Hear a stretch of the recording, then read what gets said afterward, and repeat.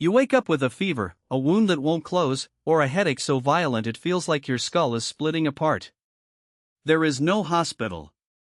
No antibiotics. No painkillers waiting in a cabinet. And yet, somehow, ancient humans survived injuries and illnesses that sound almost impossible to survive without modern medicine. Not by luck. By skill.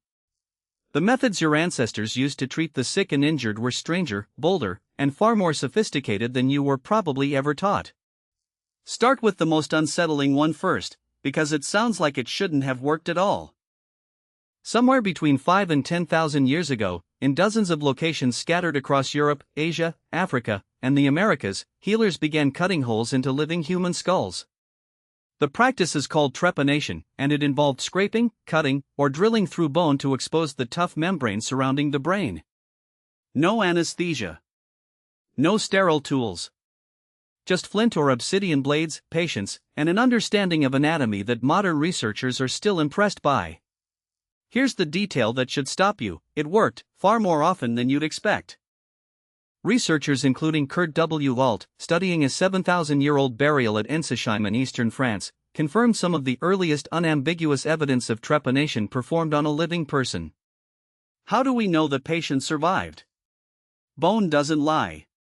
When a living skull is injured, the edges of the wound begin to heal, smoothing and rounding over as new bone regrows around the opening. Sharp, raw edges mean death. Rounded, remodeled edges mean the person walked away, sometimes for years afterward.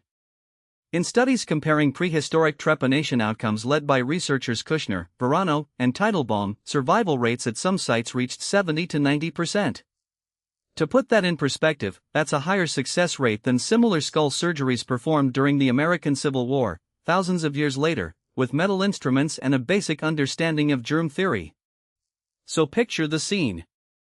Not a butcher. A surgeon.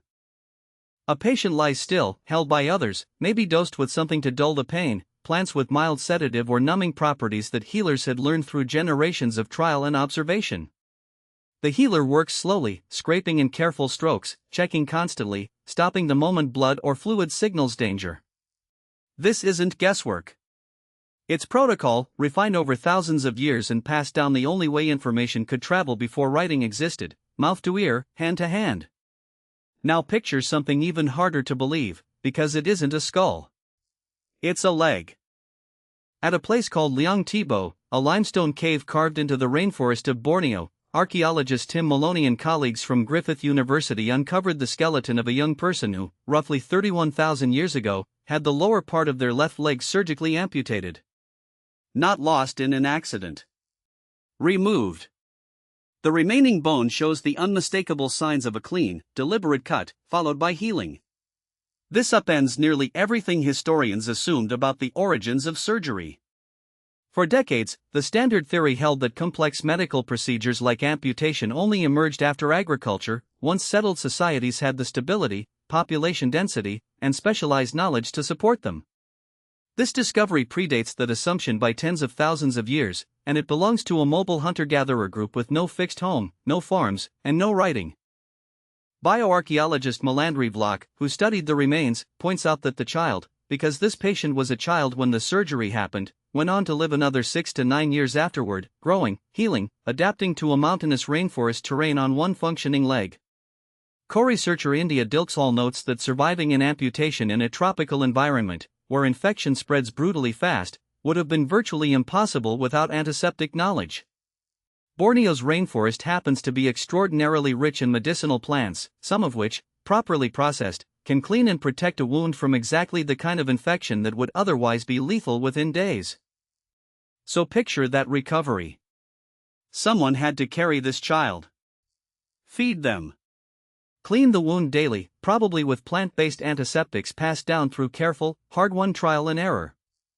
Someone had to protect a now vulnerable member of the group from every predator and every hard season for years, in a landscape that offered no mercy for weakness. That is not primitive medicine.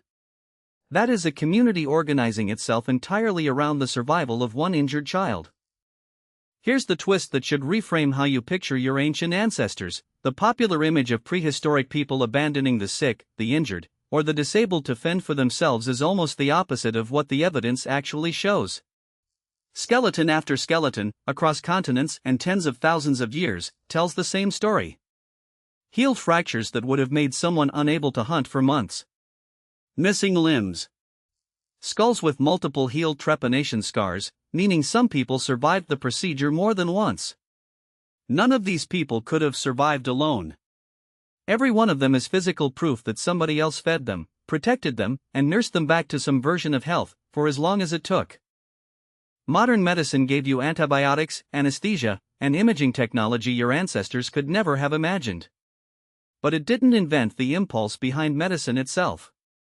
That impulse, the refusal to let someone die simply because they were injured or sick, existed tens of thousands of years before the first hospital, the first medical degree, or the first written word describing how the human body works. So the next time you take an aspirin, or get stitches, or recover from something that would have ended your life a few centuries ago, remember what this actually replaced. Not ignorance. Not superstition. A slow, careful, deeply human tradition of trying to save each other, using nothing but stone tools, plants, patience, and each other, refined over tens of thousands of years until it became sophisticated enough to cut a hole in a human skull and watch that person walk away. You wake up with a fever, a wound, a headache splitting your skull. Somewhere behind you, whether you know it or not, stands a very long line of people who refuse to let that be the end of the story.